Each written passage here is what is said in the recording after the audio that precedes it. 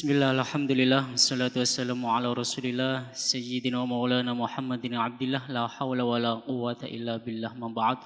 Hadratal Muhtaram yang terhormat beliau Bapak Dr. Andes Kiai Haji Muhyiddin MAG. Yang saya hormati para jamaah sudah sholat duhur yang berada di ruang sholat utama Masjid Agung Jawa Tengah, para santri Ma'had Tahfidz Al-Quran Masjid Basnas Jawa Tengah yang kita banggakan, dan para pendengar setia Radio Dais, Radio Gaul, serta pemirsa MAJ TV dan TVku dimanapun Anda berada. Kajian pada siang hari ini yaitu kajian kitab Qawaid Fiqhiyah. Insyaallah tema yang akan dibahas pada siang hari ini yaitu Al-Umuru Bimaqasidiha. Untuk itu apabila nanti para jamaah dan para santri yang ingin bertanya bisa ditanyakan langsung kepada guru kita. Dan bagi para pendengar serta pemirsa yang ingin bertanya bisa melalui WhatsApp-nya Radio Dais di 0821 336 70.000. Untuk mengawali kajian pada siang hari ini terlebih dahulu mari kita buka dengan bacaan basmalah bersama. Bismillahirrahmanirrahim. Selanjutnya waktu kami silakan kepada Bapak Dr. Andes Kiai Haji Muhyiddin. Assalamualaikum warahmatullahi wabarakatuh. Bismillah, alhamdulillah, wassalatu wassalamu ala rasulillah Sayyidina Muhammad ibn Abdillah wa ala alihi wa ashabihi wa mawala la khawla wa la quwata illa billah. Amma ba'da, Rabbi syrah li sadri wa yassir li amri wahlul 'uqdatam min lisani yafqahu qawli. Masyiral hadirin jamaah pengajian MAJT, para santri, para pendengar Radio Dais, dan para pemirsa MAJT TV dan TVku melalui YouTube. Masih bicara tentang kaidah ula minal qawaidil khamsil kubra. Kaidah besar yang pertama masih kita bahas, Al-umuru bimaqasidiha. Al-umuru bimaqasidiha, bahwa segala sesuatu itu tergantung pada maqasidnya. Umur itu apa? Ya apa saja, hal dan pekerjaan, termasuk juga ucapan-ucapan. Kalau tergantung pada maqasid artinya tergantung pada niat dan irodah. An-niyah wal irodah. Niat itu nawaitunya apa, irodah itu karpe opo, atau tujuannya apa. Ini penting bahwa dalam ajaran agama itu untuk mengukur suatu perbuatan itu baiknya kayak apa, jeleknya kayak apa.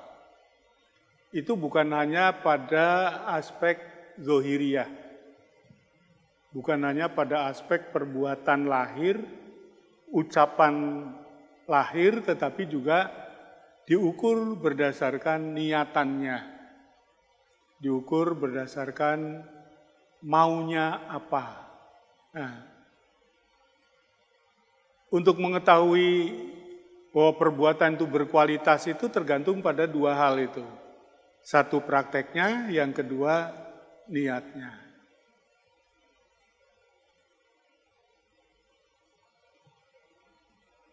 Ada kalanya prakteknya bagus, bagi-bagi rezeki, bagi-bagi uang, bagi-bagi sembako, itu kan bagus itu. Tapi niatnya supaya mendukung saya mau nyalon bupati, wali kota, gubernur, dan seterusnya. Nah itu nanti jadi pengaruh. Apakah perbuatan itu berkualitas atau tidak? Ya, dari sisi kuantitas ya, ngedum beras bertonton, sing nompo ya seneng. Tapi dari sisi kualitas, ya, kualitas amal itu nanti bisa jadi menjadi buruk. Korban sekian banyak harta tapi malah dosa. Dosanya di mana? Dosanya berarti itu nyogok.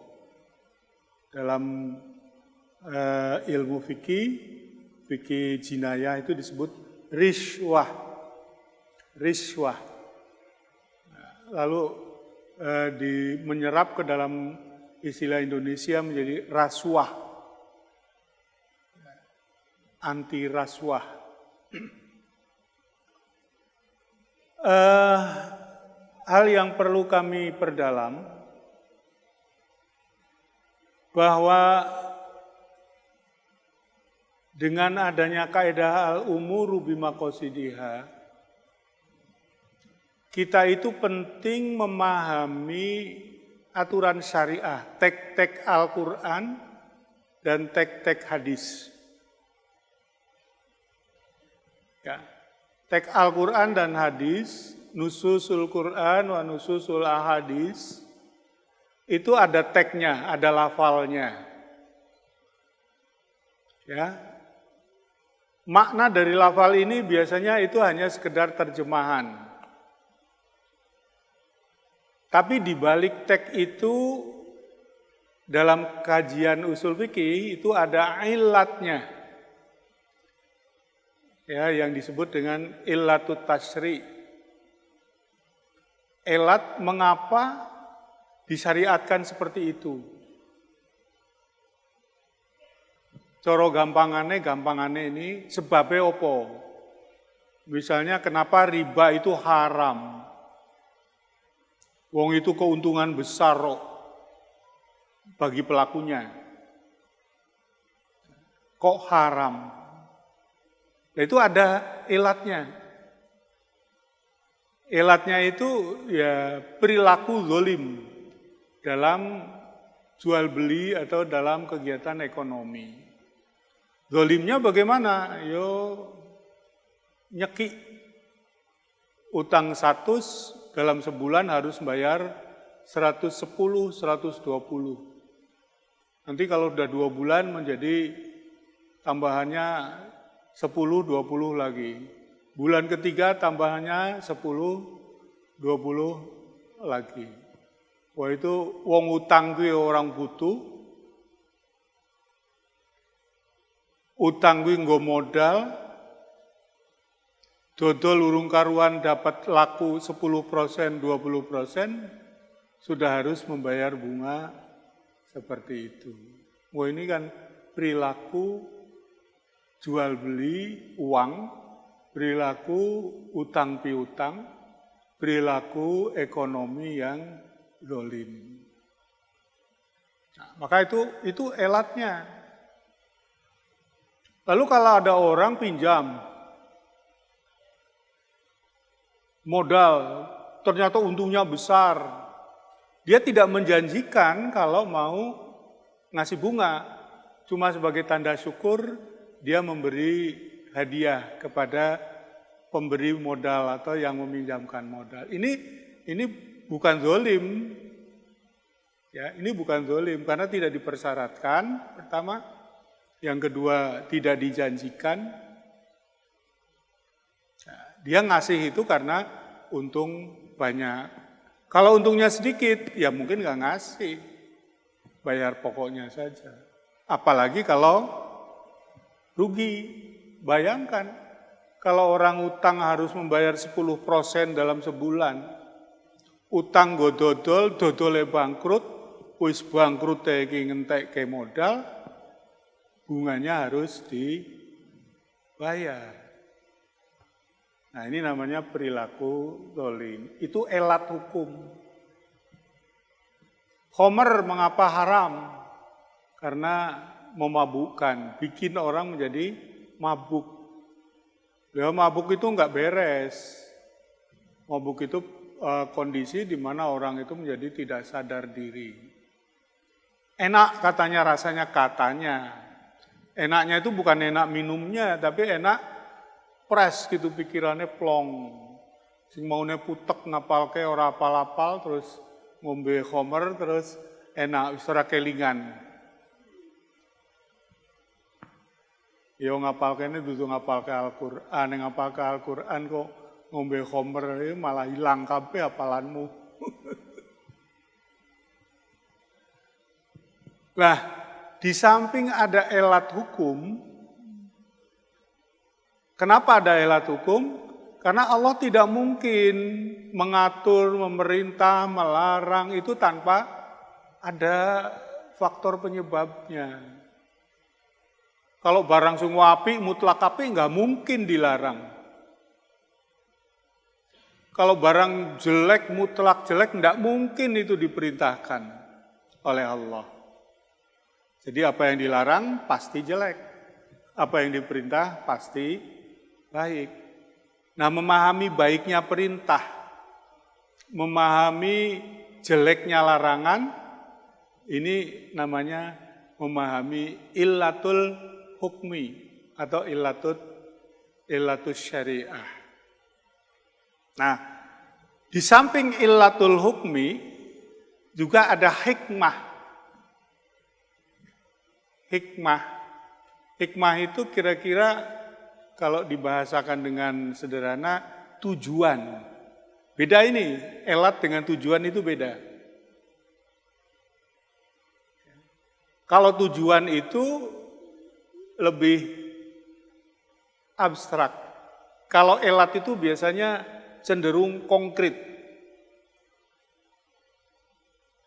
Apa sebabnya kamu wajib sholat? Nah, ini elatnya atau sebabnya karena kamu udah mukallaf. Tahu mukallaf, sudah baligh. Karena kamu mampu sholat, artinya yang tidak mampu itu anak kecil, yang tidak mampu lagi itu orang gila. Kenapa wajib sholat zuhur? Karena masuk waktu zuhur. Ini sebab-sebab yang konkret yang menyebabkan munculnya kewajiban sholat. Tetapi ada hikmah. Nah, hikmah inilah yang kemudian orang merumuskannya dengan maqasidus syariah. Tujuan disyariatkan. Untuk apa sholat disyariatkan? Supaya orang itu tunduk taat. Satu, untuk apa sholat disyariatkan? Supaya manusia mukmin itu zikir, ingat kepada Allah. Jadi, kalau tidak ada perintah sholat, orang lupa kepada Allah. Apalagi kalau bertahun-tahun tidak diwajibkan sholat. Nah, ini wajibnya sholat sehari 5 kali, ditambah sholat sunnah saja, kadang-kadang orang lupa. Lupa ingat kepada Allah, ono dosa ditabrak, ono wajib dilanggar. Ada lagi hikmah sholat itu tanda anil fasya wal mungkar. Jadi goalnya itu dari semua yang disebut taat, tunduk, loyal itu nanti akan membuat orang itu menjadi orang yang selamat, tercegah dari perbuatan brengsek, jelek, dan perbuatan mungkar. Jadi kalau sholatnya baik, pasti orang itu terjaga dari maksiat, terjaga dari dosa-dosa besar. Nah, kalau orang sholat tapi masih melakukan maksiat, sholat tapi korupsi, sholat tapi judi online, sholat tapi pergaulan bebas, itu berarti sholatnya belum baik. Nah, ini Al-Quran hadis mengajarkan illatul hukmi, mengajarkan maqasidus syariah. Maka fikih kemudian merumuskan bahwa pada setiap perbuatan, setiap amalan itu perlu niat. Ya tentu niatnya itu diarahkan niat yang baik. Karena kalau niatnya jelek itu nanti dapatnya bukan apa yang dituju oleh amal, tetapi sebaliknya malah dosa. Sodako tapi senengannya sodako karo wong ayu. Fakir miskin, yatim piatu, tetanggane ora ono sing ayu, ora tau disodakoi. Tapi kalau temennya yang cantik ditraktir bakso, traktir nonton film, dijak rekreasi, entek kayak duit tuh kuwi. Amal sebetulnya. Tapi bukan pahala yang didapat, melainkan dosa. Tapi kalau kamu sodako ya niatnya sodako, niatnya nolong, niatnya membantu. Nah itu temennya yang tidak punya uang, jajak ke. Temennya yang tidak punya dibantu. Ya, orang temennya yang perlu pertolongan ditolong. Nah itulah pentingnya memahami detail mengenai kaidah al-umur bimaqasidiha. Bahwa setiap perkara apapun, qaul, fi'al, hal, itu perlu ada niat. Dan niatnya itu yang baik. Supaya tidak sia-sia. Kalau niatnya jelek, maka tidak akan mendapatkan pahala.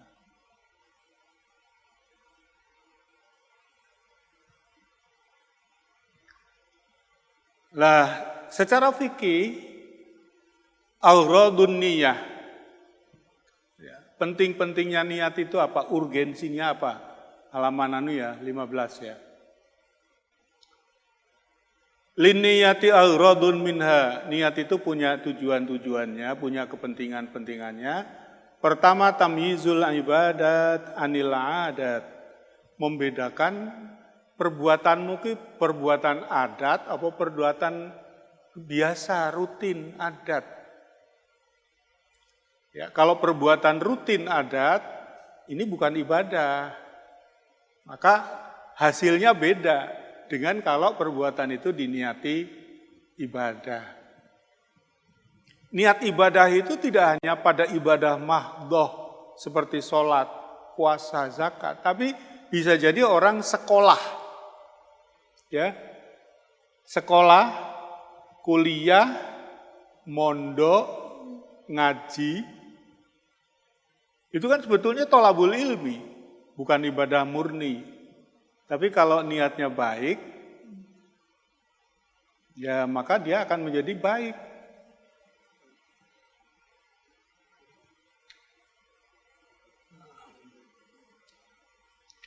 Orang apa itu? Diet, ngurangi makan. Ada orang yang puasa Senin Kemis, napa kok Senin Kemis mas? Lho ki awakku kelemono. Tak kurangi. Itu namanya niatnya diet. Ya dapatnya nanti ya hanya kelangsingan tubuh. Tapi kalau kamu Senin Kemis niatnya apa? Ya karena puasa sunnah. Sunnah untuk pahala, melangsingkan tubuhnya berhasil. Ya cuma kalau puasa Senin Kemis sambil diet ya ojo cuma mindah waktu makan. Sahur lep, ayamnya akeh, telore akeh, segone akeh, warege ra karuan. Bar buka ya ngono. Kolak, es sirup, kurma, buah, nasi, daging, telur, udang. Dipangan kabeh aku yo padha karo mindah waktu pesta wae yo enggak bakal berkurang. Nek arep poso ki yo prihatin lah mame ya sak cukupe wae. Yang kedua tamyizu rutabil ibadah. Untuk membedakan tingkatan-tingkatan ibadah kuwi salat. Niatnya salat. Tapi niat salat itu dijelaske. Iki sholat fardu apa sholat sunnah. Itu di mana itu membedakan? Ya waktu niat itu, niatnya itu. Sholat tahiyatul masjid, sholat qobliyah, sholat fardu, sholat ba'diyah. Nah itu tujuannya itu.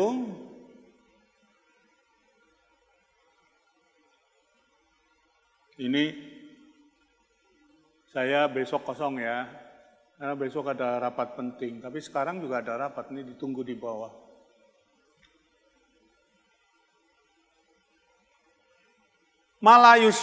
malatus tarotu lahu aniyah. Ada sesuatu yang tidak butuh niat. Ba'dul umuri, sebagian perkara la tahtaju tidak membutuhkan ila niyatin, kepada niat. Minha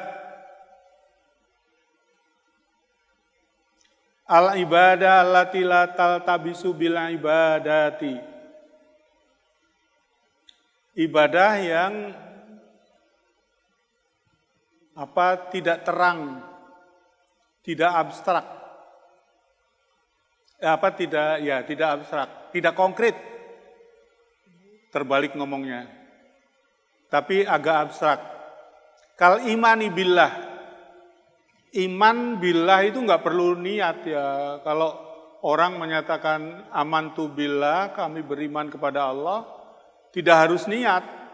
Tidak harus menunjukkan untuk apa kamu amantu billah itu. Enggak. Itu sudah sah itu. Wa qiraatil Qur'an, begitu juga membaca Al-Qur'an. Membaca Al-Qur'an tidak mengharuskan orang niat untuk apa. Itu tetap bernilai ibadah, itulah keunggulannya Al-Qur'an. Ini tidak berarti bahwa maca Al-Qur'an itu tidak perlu niat, enggak. Maca Al-Qur'an ki upama ora niat ora apa-apa ngono lho. Kalau niat ya bagus, lebih bagus. Niatnya apa? Ibadah, siji, yang kedua ngapal ke, yang ketiga nyontoni keluarga. Ya tetap niat itu bagus. Cuma untuk membaca Al-Qur'an itu tidak harus niat. Itulah keuntungan kebesaran Al-Qur'an. Mocone niat, orang niat tetap pahala qiraatul Qur'an. Mocone alon, mocone banter, tetap pahala. Ngerti artine apa orang ngerti artine tetap pahala. Ya tapi itu jangan kemudian diartikan, loh maca Quran ora perlu artine. Loh, bukan. Nek orang ngerti artine ora apa-apa tetap dapat pahala. Kalau ngerti artine ya luwih apik. Yang kedua tidak perlu niat lagi at-turuku. Tarkun jamaknya turukun. Ninggal ke sesuatu. Kamu enggak minum khamr. Perlu niat enggak? Enggak. Kamu tidak makan barang haram. Perlu niat enggak? Kamu tidak nyolong. Perlu niat enggak? Ya enggak. At-turuk katarkiz zina wa nahwihi wa izalatin najasa, menghilangkan najis. Jadi ono najis ninggon kamar mandi koting teletek. Lalu kamu semprot, kamu guyur, kamu enggak usah niat nawaitu izalatan najasati. Enggak perlu. Itu sudah otomatis hilang. Cukup dengan perbuatan. Lihusulil maksud minha bitarki, karena dengan meninggalkan itu sudah mencapai tujuan.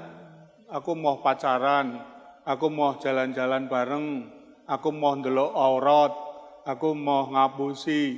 Nah itu enggak usah pakai niat, sudah cukup maksudnya. Lah kalau niat, ya bagus. Kalau niat bagus. Aku arep ning mall. Tapi aku ora arep ndeloki aurate cawe wedok sing ayu-ayu kuwi. Nah, ini kamu merencanakan begitu tuh bagus. Andai kan tidak punya rencana begitu, ninggon mall, ya tekan kono ya ora ndeloki aurat, ya tetap bagus. Tapi kalau tekan kono ora niat, ora rencana, tekan kono no aurat kok api-api ya.